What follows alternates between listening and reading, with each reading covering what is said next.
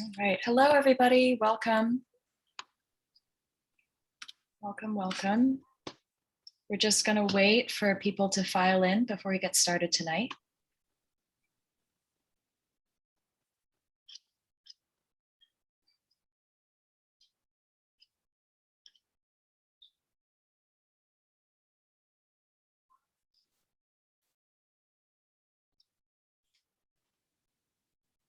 We've got a full house. We need theme music. We really do. Some kind of music. I would hum, but no one wants to hear that, especially not me. All right, welcome everybody. We're just gonna wait another minute or two for attendance to start tapering off, and then we'll get started. I'm gonna give all the time we can to our interlocutors tonight. Oh, someone's here from Brazil. Hello. Thanks for tuning in.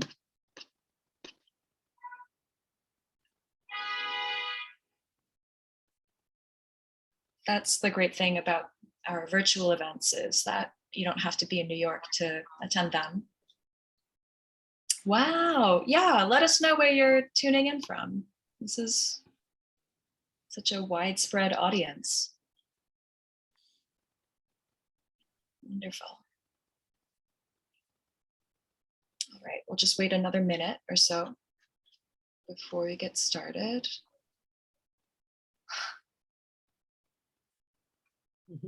Somehow this location check feels very befitting of Azareen's book release in particular.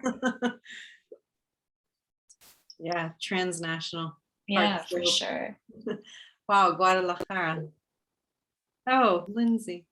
Park Slope. Woo.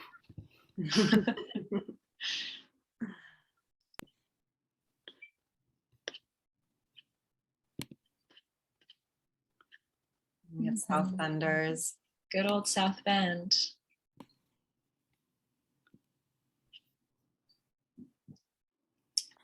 All right, I'm just going to get started with our intro, and people will continue to filter in. My intro is not the important part, so it should be fine.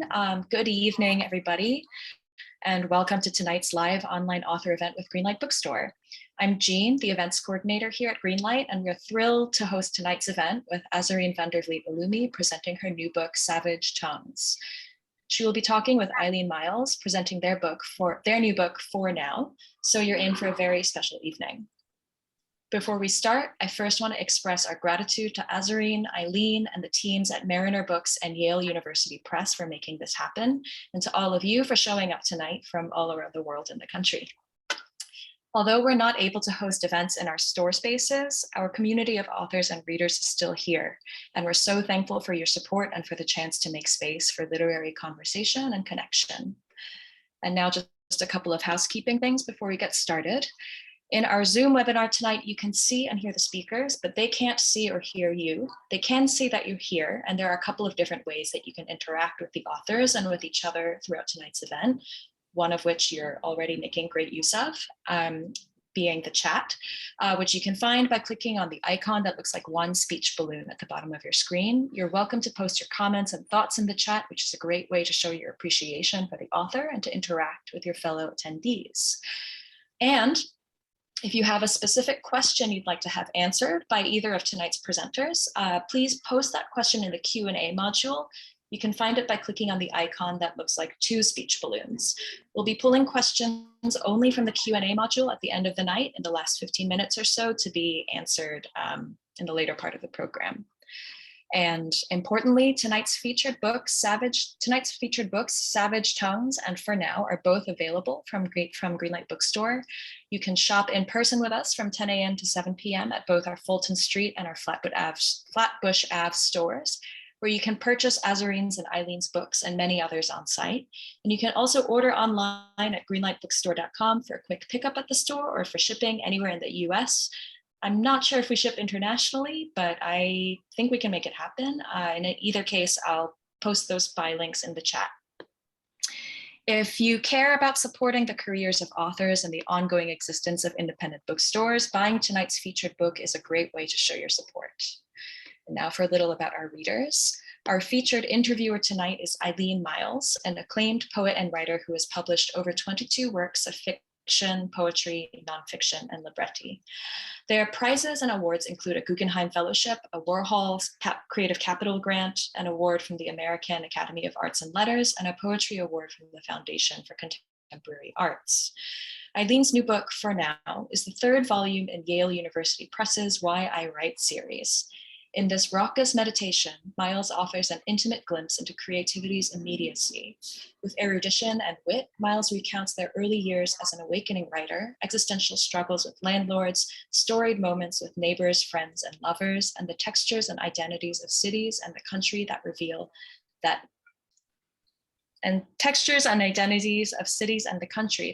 the nature of writing as presence in time. Eileen will be speaking with our featured author. Azareen Vliet Oloomi is the author of 3 novels. She is the winner of a PEN Faulkner Award, the John Gardner Award, a Whiting Award, and the National Book Foundation's 5 Under 35 Award, and she's been longlisted for the PEN Open Book Award. Her work has been supported by a Fulbright, a MacDowell Fellowship, and a fellowship from Art Omi, and has appeared in the New York Times, Granta, Lit Hub, Guernica, Bomb Magazine, and the Los Angeles Review of Books, among other places. She has lived in Spain, Iran, Italy, and the United Arab Emirates, and she is an associate professor at Notre Dame University's MFA program in creative writing, a fellow at the Kroc Institute for International Peace Studies, and the founder of Literatures of Annihilation, Exile, and Resistance, an initiative on literature and human rights.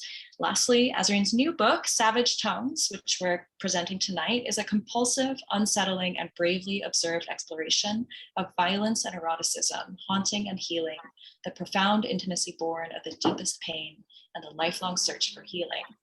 Hailed as equal parts Marguerite Duras and Shirley Jackson, Rachel Cusk and Clarice Lispector, Savage Tongues was described by Vulture as a love story of the most fevered, brutal order. Azareen is going to start us off with a reading from the book, and then she'll be talking with Eileen and with all of you. So please take it away, Azareen. Thank you for that lovely introduction and for hosting this event. And I just wanted to express to Eileen what an honor it is to be in conversation with you, and just how thrilled I am to be just sharing this space and to be talking about literature together. And thank you to everyone who's here from all over the world. That's just beautiful. I'll read a brief passage from 3/4 of the way through the book.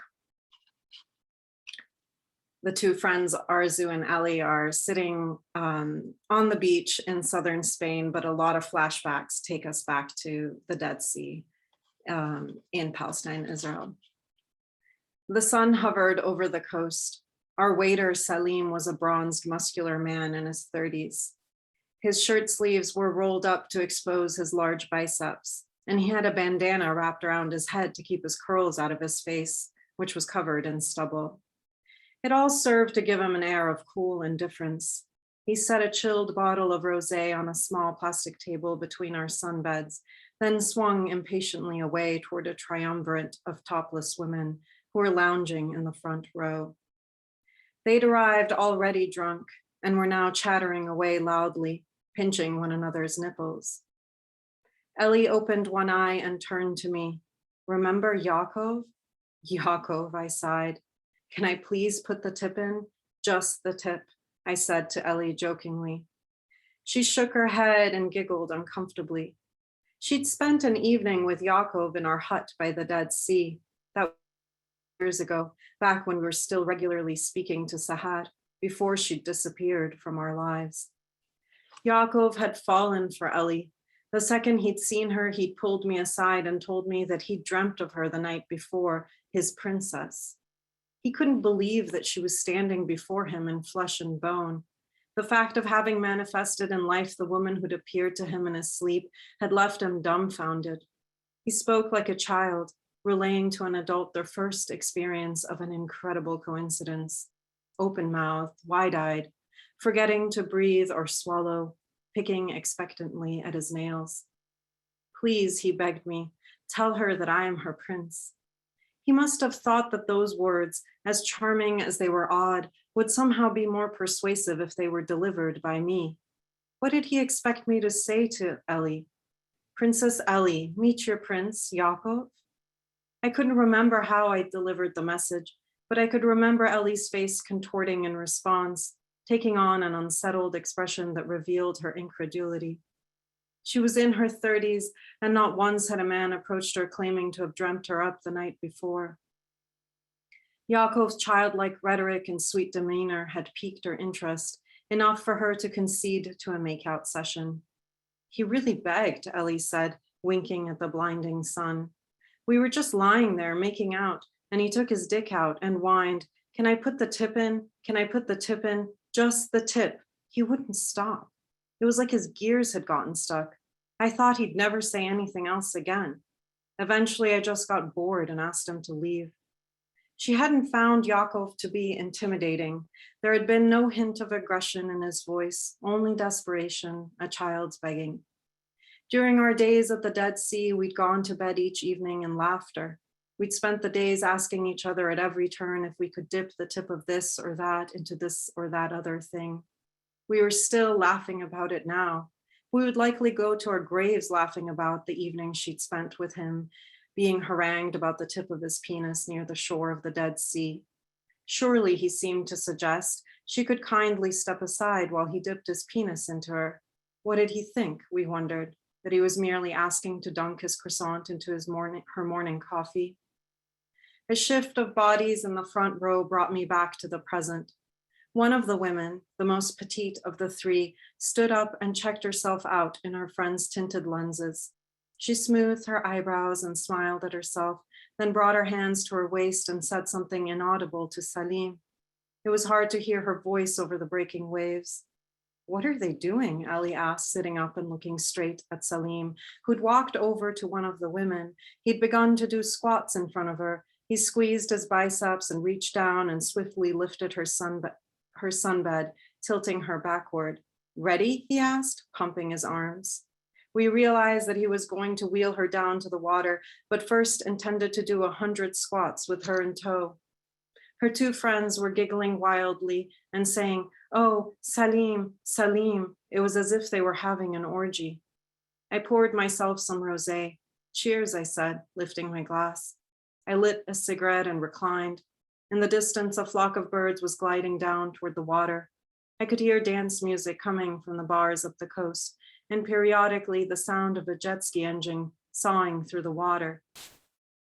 Nearby, a group of quieter women were getting massaged by two Chinese women in sun hats, striped shirts, and chinos. I wonder who'd established their uniform. Their faces were powder white, ghostly, covered with huge dollops of sunscreen. They were working away at the women's feet, diligently pressing their thumbs into their toes, oiling their calves. One of the masseuses looked up at me and smiled, aware I'd been observing them. Her smile, I thought, was gorgeous.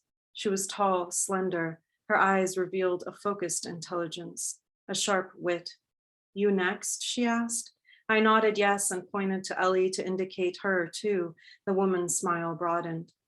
Salim was grinning triumphantly, as if he were an actor in a well-rehearsed play. He was still doing his squats. The woman in the sunbed was squinting up at him and smiling coquettishly. She was holding her sun hat down with one hand and her breasts were bouncing around. She was having a grand time. They all were, until he lost his footing. Her arms swung overhead as the bed faltered, knocking their wine bottle onto the ground. Several long, tense seconds elapsed. They all stared at one another, then down at the wine which was spilling out, staining the sand. I looked at the women, their pursed lips, drawn faces, their stony gazes. Salim's spectacular failure, it seemed, had caused their mood to shift from extreme carelessness to mundane fastidiousness almost immediately. They were distressed over their lost wine they'd paid for, and Salim, aware of their discontent, took care to smile through his embarrassment. He promised them a replacement bottle and left to fetch one before they could make a move to dismiss him. And I'll stop there so we can spend our time talking.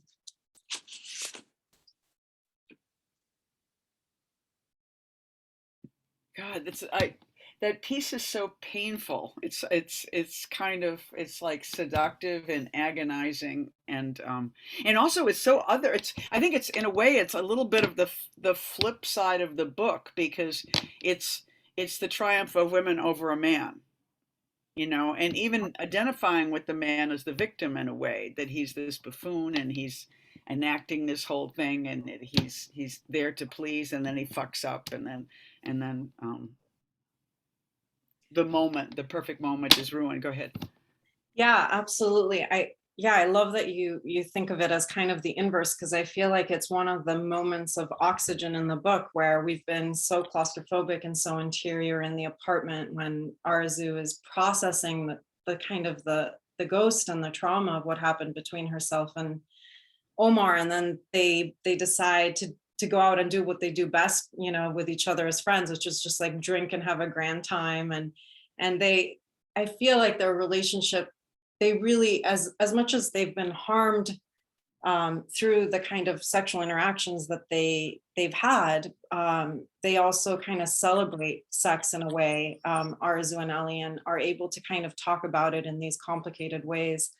And when they see that interaction at the beach, I feel like they're both really amused, but absolutely they also feel very protective of Salim, because they understand the racial dynamics happening, where he's also the brown man who's being asked to kind of perform a particular set of like erotic gestures, right? That they can, like he's their plaything, and then the whole thing fails. And it's just also the quality of that space, Costa del Sol. It's such a sexualized space, and people go there looking for that kind of interaction, so it's like everybody's trapped inside of it in a way, whether you want it or not. And it's funny too, because the scene is so driven by the friendship between the two women. And if I were to, you know, if when I've talked to friends about this book, because I like this book so much, it's why I'm here. You know, we are friends, and I liked your last book too, and we've known each other for a while. But it's such a it just, you know, to talk about a book that you love with somebody that you love, I'll say, is really such a treat and so easy. But the thing is, I would not say that the book was about friendship, even though it completely is. It's so funny. It's like friendship is almost like the saving bowl of the book, because the book is about this traumatic incident that this person is going on a pilgrimage to deal with in some way. And yet the fact of, I mean, she necessarily invites her friend. And you say something towards the end of the book is kind of amazing. Like, one thing you say, which is so great, is where does a story begin, which is such a great question, and you put it late in the book. And then when you're talking about friendship, you say about these two women, they receive each other's testimony and believe it, regard it, and preserve it lovingly. And then also jokingly, and so they need each other to hear each other's story of what their journeys are. But also they talk about living together. And what's so funny is this habit that roommates and family members and lovers have, which is you make up joke language, like these two women talking maxims to each other, you know. And it just, and yet that's like a literary practice to my mind, you know. It's almost like, and even it's one of the things I think about your style, which is so cool, is that it's this long accumulation of wonderful description, and then you swerve, and you often swerve into like a pithy remark or a very heavy Balzacian kind of statement about the economy or something. But this friendship strikes me as part of the workshop of that you would be in your dailiness with this friend, and you would say, well, thou hast blah blah blah, you know. And so I don't know, go ahead.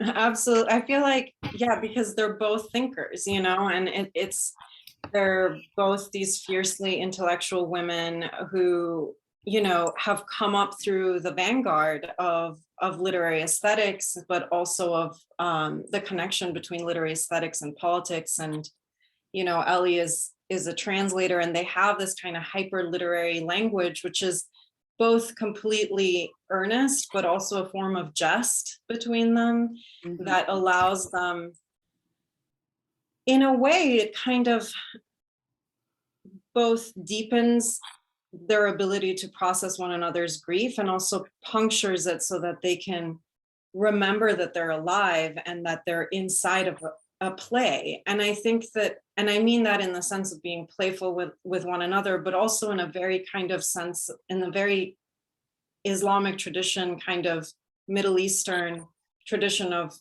thinking and writing, where everything has, because of the depth of time that you're digesting all the time in history, a kind of allegorical sort of level to it. And there was a scene that I didn't keep in the book where Ellie loses her passport, and then they can't stop laughing about it because the passport is then found like at the bottom of a vault, in an airport, and it becomes symbolic of displacement and homelessness and mass violence, where your papers are continuously displaced and you can never be found, right? That kind of permanent statelessness. And their expressions of their queerness too kind of feels like that in the context of their regional histories. But you're also right to say, like, the book is about their friendship. It also isn't. It's about the long, like we were speaking the other day, like the very long aftermath of sexual abuse rather than the event itself. It's what does that experience displace and reshape in one's consciousness? And then how does that displacement affect your relationship to language, right? And the way that you can kind of move words around in order to create or reinvent space for yourself, right? But yeah, I feel like that question, we can talk about it later, because there's some stuff here in for now that, that I kind of came to my mind when you were talking about that last question in the book of like, where does a story begin? And you just kind of keep going back and back and back, and you think, well, it begins here. No, it begins here. And we're told in literary realism where stories should begin and peak and end, but that's not really where our minds are at in a lot of ways. I mean, the nature of this is in another way, this is a really simple book. And it strikes me that both of your books that I've read are pilgrimages. That's that's the story. And here she's going back to this place where a traumatic event, a rape, has occurred. And a complex kind of a rape, because the person was a lover and a torturer and a friend and a companion and and you say such amazing things about trauma's recurrence.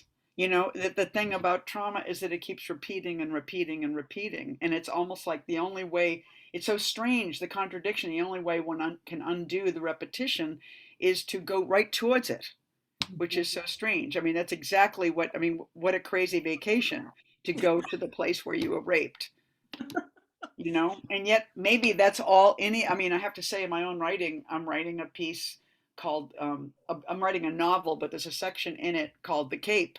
And the joke of it is Cape rhymes with rape, and I go back to the Cape all the time. And I remember these exits that mean rape to me, and it's just like, what the hell is that, But it's just like, but that is a pilgrimage and even a female coming of age in some way. Yeah, I've gotten that question a lot about, like, why would they choose to return? I mean, why physically return to this place? And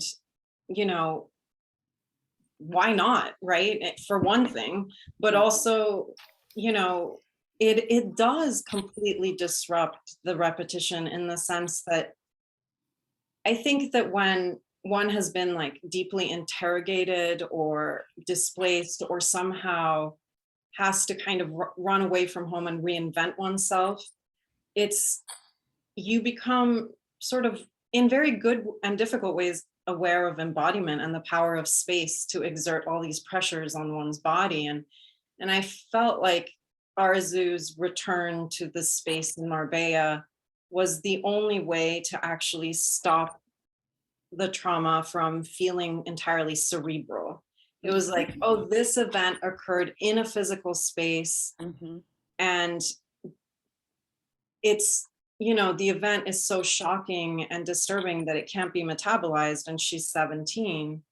and she doesn't even understand what happened. She's just very cut off from her younger self. And I feel like that journey of return, and of the book also being about language and the power of telling and retelling, is the language is what gives her access. It's the lifeline to the younger self. Mm-hmm. But yeah, I wanted to ask you something, Eileen. I wonder if this is an okay moment to do that. There was something in For Now that just in a one like very simple sentence crystallized for me what I was trying to do with Savage Tongues. And I don't mean this to be like self-referential. I have another question on the heels of it, but just this sentence on page 10, like, I had other thoughts in mind, but as a kid, the important fact is that you radically understand your own condition.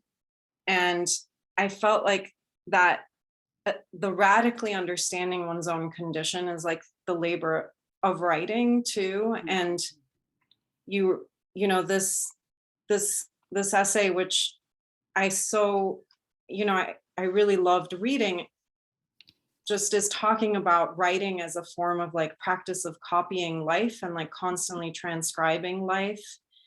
At the same time, like, you know, you're being displaced from your home, of being kicked out, right? The landlord is there hovering, and there's this court case, and lawyers are being hired, and the essay itself is paying for the legal fees to make sure that you're not displaced, right, from this place that you've lived in for 42 years. And then it goes back to kind of the years at UCSD. And I was just wondering if you could kind of talk to this tension that I find so compelling in your work, that you just say here about copying, and but then also later you say, when my hand hits the keyboard, I'm lying.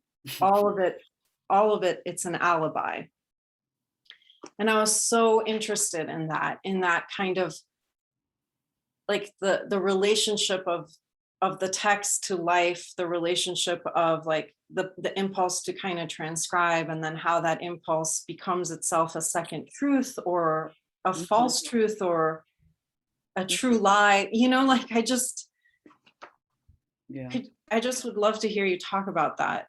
I mean, I think the thing about lying is, I think the second you start to transcribe, it moves. You know, that's the thing that's so uncanny about life, is it absolutely doesn't stay still.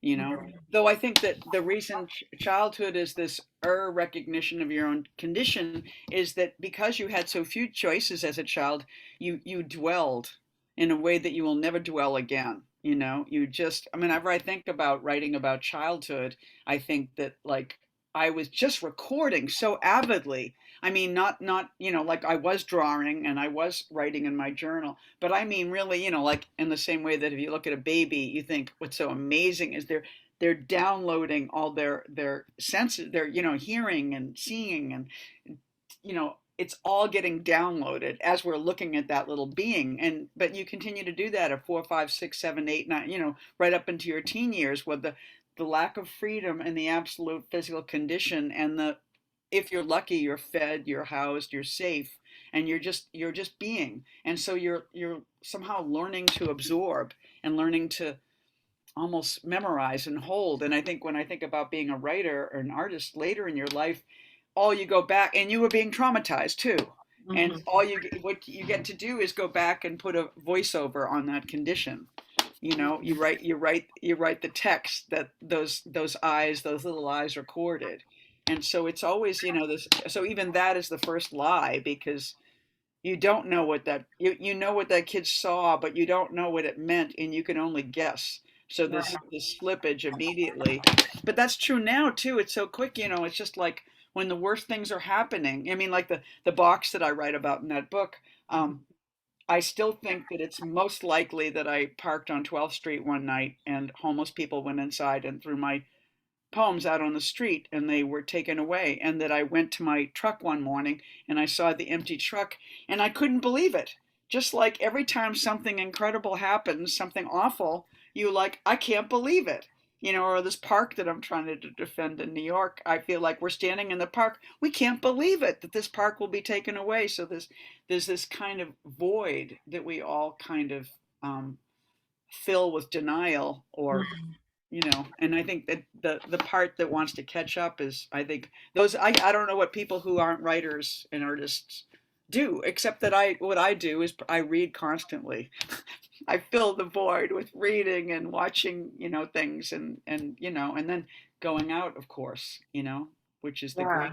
Yeah. And back to your book, I mean, the difference between the two women in the apartment cleaning, which is the most insane practice in the book. They're trying to clean the dirty apartment. It's so funny. And the difference between that and going out in the world. And I feel that, I think we all feel that culturally right now. The pandemic, I feel like I'm just learning how to go out again. I feel like a baby shut in, you know, and I was like, whoa, that's great to go out, Mm-hmm. you know? Yeah, the first time I went out to, oops, there's the echo. The first time I remember, like after the pandemic, when we were first allowed to maybe go to a restaurant outside, I went, and I just remembered thinking, and I think a lot of people had this experience, like, oh my God, humans are so attractive. Everybody is so beautiful. And before the pandemic, I'd say, I'm an introvert. I spend a ton of time alone, but I feel like I fell in love with people in a new way, which I'm really grateful for, of just being hungry for small talk in a way that I wasn't, and just like infinitely curious. But yeah, back to writing. I feel like this, I don't know, while you were talking, I was thinking that it's almost like being a writer is living constantly in a retrospective of your own life, where you're just putting down these words that, like breadcrumbs, trying to find your way back. And I feel like this, like Savage Tongues, is completely a retrospective, but also it's an impossible retrospective because of what you said, where as soon as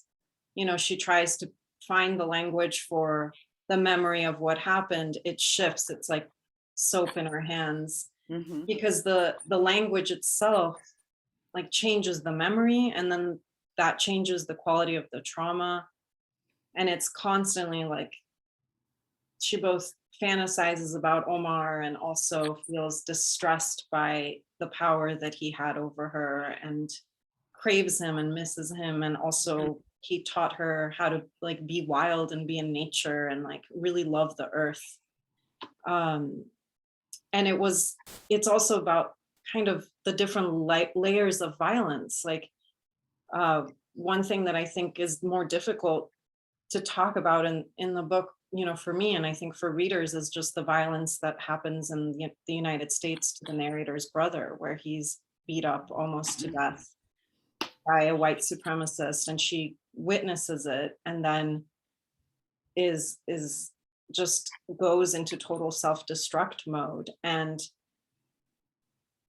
that question of where does a story begin? Like, where does a story begin? Like the violence with the brother, did that begin then? Or was it the mother's thinking that her children are safe in the United States, having fled danger, political persecution elsewhere, and then just being inattentive? Like, where are these seeds? And I feel like that I'm so grateful that I was at UCSD, which was a total accident, but you were there, and Anna Joy Springer and Renee Gladman and Ray Armentrout, and I just learned to be completely free on the page, and so wide open, where I don't feel like I have to plot things in a linear way. And that kind of that's the closest thing that I can feel to literature actually capturing the energy of life, which is what I feel constantly in your work, is just being in the sea of language, and just this fluidity between past, present, future, desire, suppression, humor. Like you can be so intensely funny and then like really serious, where you you go searching for the healer to kind of envision where the box of poetry went, because, you know, so I guess if there is a question there, it's like, do you feel like writing is a kind of homemaking, or kind of like spiritual placemaking in a sense? Yeah, no, I feel like writing is, even though, I mean, it's very funny because I'm sitting here. I mean, I feel like I ruined my own book by not leaving my apartment. You know, it was like, it seemed like the result was this great freedom and then I didn't, you know. And so I'm in that place, but I feel like, um, yeah, I feel like writing is the only real home I have. I feel like it's this, you know, it's this nesty thing. It's this thing you make from all these strands and all your travels and your memories and your, yeah. I mean, I think I want to have a more complicated answer than that, but I think it is home. It is like probably the only. I mean, it's so funny. I was like, this is just a stupid joke. I don't know if it makes any. I remember Bob Holman, was he talking? Somebody told him that his building was on fire, and he said, "He's my home, my home. It's the only copy I have." Which was so funny. But it's just like you can't. I think it's so great. I think losing part of your writing is such a part of either making a novel. Like I feel like for me the transition from being a poet to a novelist was the first time I threw away 100 pages. You know, I thought, because a poet can't throw away 100 pages. It's like this, you just threw away an entire book, you know? And you know, but once you do, you realize you're working at a scale that's so entirely different, you know, and that what you're acknowledging is a kind of abundance inside of yourself that will keep going. And I feel like that's the challenge as a writer, is to figure out how to keep doing the familiar in some way that is utterly new, you know, so that you're still in your comfortable place doing the most dangerous thing you can think of. Mm-hmm. Yeah, I was talking to a friend who's a writer, and she said, every time I sit down to write, I feel like I'm taking revenge on the world. And I was like, yes. Wow. There is something really, I feel like, yeah, there's something very true about that. Maybe not for all writers, but Mm-hmm. definitely for the writers that Yeah. I read, there's like something embattled, you know, there. And I think of it, it's like you meet, you know, it's sort of like if you meet a swordsman on the road, you must show him your sword kind of thing. And it's like you say, where's the amazing thing about violence? Oh, that violence's greatest asset is this, that it can't be contained by a single temporal dimension. Do you know Mhm. am I saying it Yeah, correctly? yeah, that's right. I mean, that's a crazy, crazy thought about violence, that it's sort of like violence is timeless. Yeah. When you have either witnessed an act of violence or been the recipient of an act of violence, and probably the perpetrator of an act of violence, that is out of time. You Mhm. know, it's sort of like, and so time keeps, I mean, it's so beautiful and strange because time keeps trying to manage and control, and the repetition that we know, you just do it over and over again. You do the, you know, my father's death is like that. I just like, I mean, I just feel like I'm completely comfortable with the fact that I will write about that till the day I die, you Mhm. know, because I saw my dad die and it was just like, I don't know how to get out of that, you know? Yeah. It's sort of like, I'm always in it, you know, it's sort of like, you know, and I think it is, you know, it's what is so necessary about your book is to go to that place, is to claim agency while never having I mean, agency isn't finally the thing that you want, but to kind of enact a craft of agency, Yeah. which is both the travel and the writing. Yeah. Yeah, it's nice to kind of just have that permission to be inside whatever it is for as long as one needs to be. And I think that quote, I don't know, I feel like the most unsettling thing about the book is that it's not sort of it isn't really for her about revenge or getting even with Omar, right? It's kind of sitting with the fact that, and I realized this later, of the rape, that the act of the rape is this complete transgression of any kind of boundary one might think one has between two people, Mm-hmm. like psychic, spiritual, physical, right? And it's impossible once that occurs to then feel like, to unsee how deeply interconnected humans are, right? It both makes boundaries feel impossibly difficult in a very tragic sense, but then at the same time, Arzu sits with that long enough that, she's like, how can I convert this cruelty back into love? Like, how can, like, if she can understand the scale and kind of excess of violence, the reach of it, Mm-hmm. and she can also understand like the flip side of it, like just how powerful love is, right? Because it can also do that, right? And she has, like, think for 300 pages of just language and unearthing and re-earthing in order to get to that, because it's not a simple thing to arrive at. It sounds simple, but like doing the work, the book is really a transcription of doing that work to get there. And it's funny, when you said transcription, I thought you were going to say transgression, because I think two things. One is that the nature of the rape in this book is not particularly about a specific sexual act, but the fact that this person was valued in that way, that this man felt that he could use her for whatever in whatever way he wanted to, because she was female, it's sort of like, it's a lot about the position. I mean, certainly women in the world, but definitely women in the Middle East. Absolutely. It's sort of like, that's the position of a woman in the Middle East. And so the fact that you think you can write a book about this and call it a rape is another outrage, is another transgression. I think I think you've gotten some pushback from critics and some, right, it's sort of like, how, it's like, how dare, I mean, in a way, how dare a woman be excessive, period. Right. And be about sexual violence, to name sexual violence, while never entirely naming it, to be haunted by it, to act like you're fully human, that you have the right to take this much space in art and make a great piece of art out of it. It's just like, is just a violation of something or somebody else that is invisible, i.e. the patriarchy. Yeah.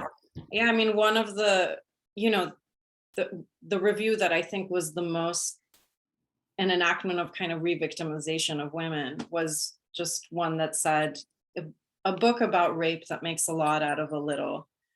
And also it was like a book about history that can't quite define it. But like written by somebody who's getting their PhD in history, which is interesting, right? It's like, there you have the man kind of also flexing their history muscles, right? Where this is a book about navigating being caught in history.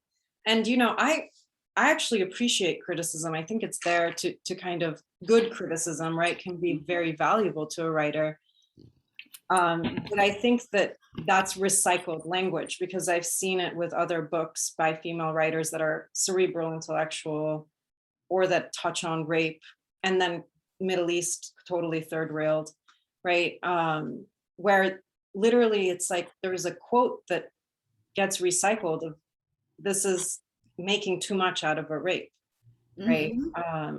Wow. I mean, just that statement alone, like, what the, I don't even want to say what the, And somebody told me that same sentence was used in a review about, I think it was like a Karen Russell novel, or the beginnings of, and I was like, what? This is just, it just happens. It's part of discourse, and it's just, it's not going to stop me or most women, I think, or from talking about this stuff. But it's designed to, I think. Exactly. It's framed, it's sort of like, that kind of criticism is to try and tell you what the limits are and that you've exceeded them. Onwards.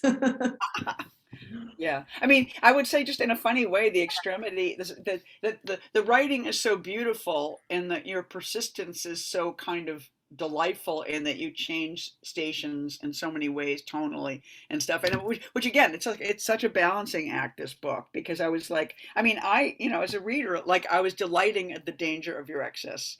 In Hmm. that, not so much like the subject matter, it was like how is she going to pull this off, and that you kept doing it by swerving and doing it, and so this it's but yet nonetheless the very extreme act in an extreme book. And I can't help comparing it to like Andrea Dworkin, as somebody who just went to the limit, and in an entirely different way you really do that.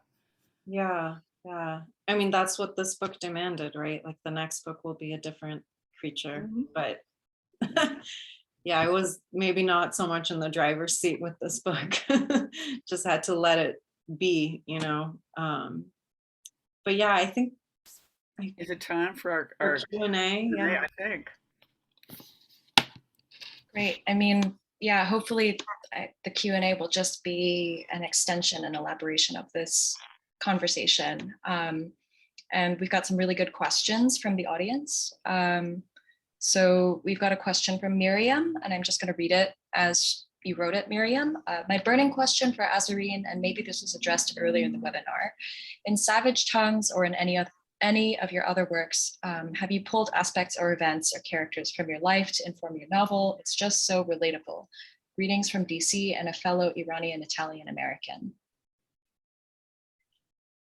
I mean, I think as a writer, I'm always pulling from my life. I'm always pulling from my psyche. And I'm also always completely feel free to dramatize and fictionalize and to kind of construct this apparatus that can hold like kernels of truth that allow me to kind of see myself more clearly. But that's not, I don't feel like that's important for the reader, right? I don't feel like that's, I just think that, like Eileen was saying, the moment that you sit down to write, the thing changes and slips away. The moment that you finish writing, what you thought you were trying to capture also slips away and changes. And so, in a sense, I've lost track of whether I mean, I don't mean to be like obscure, but you lose track of like, are you the copy, or is the book the copy, or are you the copy of the copy? Um, it's like these parallel lives that are like also a hall of mirrors. And that's the way that I experience, I have 3 books, it's not like a million of them, but that's my experience so far. Is the books also have a ton of agency, that they then influence you. So I don't know what's what anymore. I love hearing different authors answer that question because it's such a perennial question, and everybody has a different spin on how that relationship. Next question comes from Aye. It's for both of you. When did you realize or accept that writing was the only home you had? And to what extent is this true for both of you? What role does memory play in creating or destroying a home, do you both think? Eileen? Oh, I think because I wanted to resolve something in my life or my existence. I wanted to. Um, I don't know. I mean, I wanted to live and make things, and I kept changing my mind about what I was going to do in my life. I mean, endlessly trying to get it right, trying to make the right decision, and that would have gone on forever if hadn't landed on being a writer. It seemed like the second I put my foot on the idea that I could be a writer as opposed to an astronaut or a lawyer or a I don't know whatever, you know. I knew that then the change that was just a part of my existence, the ways that things weren't still and would never be still, could be used. I could be anything. I could fill myself with anything, and I could use that, and I could be that. And so I think just the fact that I'm unresolved as a creature meant that finding something as unresolved as writing was like the perfect meeting. And it meant that I had a way of being and way to kind of make a safe place for myself in the world with this irresolution, I guess. Yeah, I think that's just, this isn't answering the question, but I will. It's just, there's something so assured in your writing, Eileen, and also so energetic and fluid. And I feel like it's like these counterpoints that just pull you through. It's also partially why I started or knew that I wanted to write, is when I was at UCSD. I mean, I was young, I was 18, I didn't have a clue what I wanted to do. I was searching hungrily, but then I just fell into these classes, and I didn't really go to a lot of readings or do a lot of things. I mean, Eileen knows I was pretty shy, but I did see you read, Eileen. I think it was at Ray's house or somebody's house. There was like, we were outside in the garden, and there was something so transformative about being at that reading. And San Diego was like a deeply apathetic space. I mean, it was just, I felt so lost in California and couldn't get out of there quickly enough.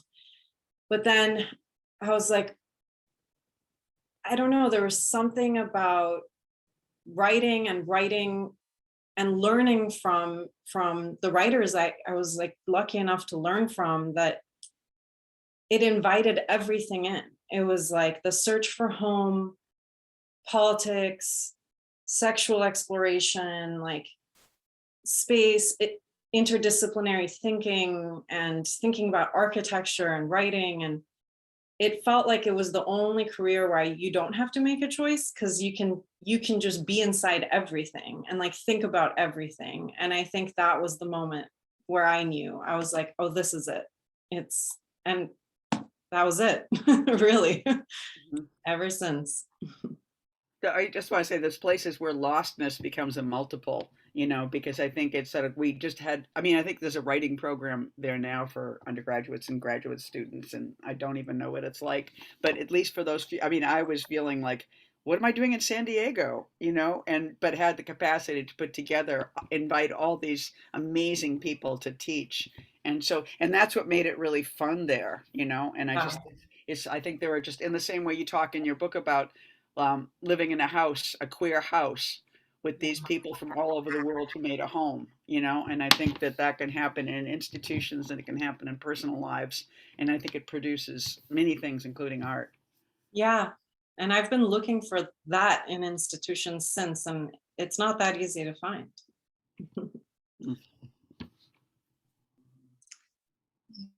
Our next question comes from Matthew. As for both of you again, Azareen and Eileen, can you speak to how to write on trauma? How do you stay with it to write it, but also don't get swallowed back up in it? And how do you write not only about the trauma, but the layers over it of time? Eileen, you mentioned violence is timeless. Does this perhaps have something to do with it? I mean, I think that if you've got trauma on the mind, anything you write about will be full of trauma. So I think the surface of the world is a traumatic place to a person who has a circularity in their nature that is dealing with certain things, and so you can look away, but you can't look away, and so it's just like, but I think you have to be somehow find ways to kind of I don't know, to not resist. And so I think it's a very interesting combination of flow and muscularity and stuckness and stillness, and I just think trauma will tell you its story if you just give it space. I think it's not it's not going to go away. I mean, I agree. It's also like the writing can't bear all of the pressure of that, right? It's also like a practice outside of the writing of how you interact with the trauma and like how you nurse it, I guess, so that when you sit down to write, there's a conversation already happening between yourself and the trauma, and it's not just establishing a relationship with it outside of the page is really important to then how you come to the page with it and let it speak to you. At least in my experience, like I've had to do a lot of work outside of writing.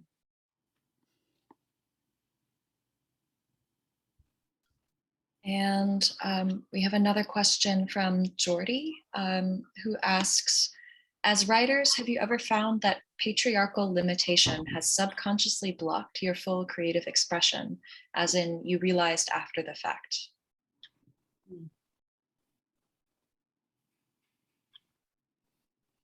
Should I go? Please, please. I mean, patriarchal limitations have affected and shaped my entire life. Like every atomic level of my life has been shaped by it, particularly growing up in the Middle East in a very traditional family. I won't, just to be clear, not every Middle Eastern family is organized along those kinds of traditional gendered lines. Mine was. But I think in my writing, I'm like utterly rebellious against it and just like barreling through the gates, just like, and then I think my experience is more just being a little bit surprised when somebody outside of the Middle East tells me, hey, go back in your little cage, Mm-hmm. Maybe that's naive, but it's that shock I think we were talking about. It's like with how deep seated it is, like you just almost can't believe it. It's always there. It's always there. Like no matter how old you are or where you are or how much you progress or succeed. So yeah, I think I'm losing track of the question, but I'll stop. Yeah, I mean, I feel like, I think I think my experiences in the world, even today, are, I'm, whether it's capitalism or patriarchy, which how can we separate these things, constantly shock me. And, I've been in activist circles lately, and I've dealt with men who talk to me in ways that I just haven't been talked to for a while. It was like, really? It's just like, and none of my, do you have any idea who I am? Well, change it. They're just looking at who they see and trying to manage and control it. And I think, it's sort of like, it just reminds me how much the space of freedom in my writing is a flight from that. But still, it's like the reception of my work, the reception of our work is still in that society, and how far how far literary creation gets, who rewards it, who reads it, where it gets distributed. They're all occurring in that space of capitalism and patriarchy that just hasn't changed yet. But it's still, it's like I feel like the work these are invaders we're making, and I think it's really fun. These are like alien ships that land on this, monstrosity and just bug it, and maybe and hopefully, I don't know, take it down, Yeah, I think it's going to be especially important over the next few years to kind of keep putting out work that does that, right? Like I feel already there's just a backlash of just hostility against like female writers and queer writers, and always also against writers of color, and like doing the hard work of engaging with voices that have traditionally been marginalized and suppressed. That takes like long-term commitment, right? From readers, and we see the polarization happening and becoming more and more extreme. And I think we're just on very uncertain ground, and the work is going to be even more important over the next decade. Yeah. And the work you do out, like you said earlier, the work you do outside of the work is really important, because it's sort of like these productions, even the acceptance of these productions, are still by these forces regarded as a thing. Just like, oh, she's just doing this thing, or they're just doing this thing, we're this thing, we're seeing this thing now, you know, and it was like, no, it's not this thing, you know, it's just, you know, and so I think that invites a certain personal work to be beyond that kind of microscopic inspection of monumental work that gets Mhm. belittled, you know. Yeah, and remembering the legacy, right? Like you're not writing alone. You're writing, there's so many, you know, women and queer bodies and people of color who have been writing. It's like this kind of connection, right, through time and space that you constantly have to remind yourself to cultivate, that you're in a conversation, right? You're not in a void. And like Mhm. honoring that conversation is so important, right? Not trying to kind of entirely reinvent the wheel, because there's so much, like there's so much energy there that wave can be ridden.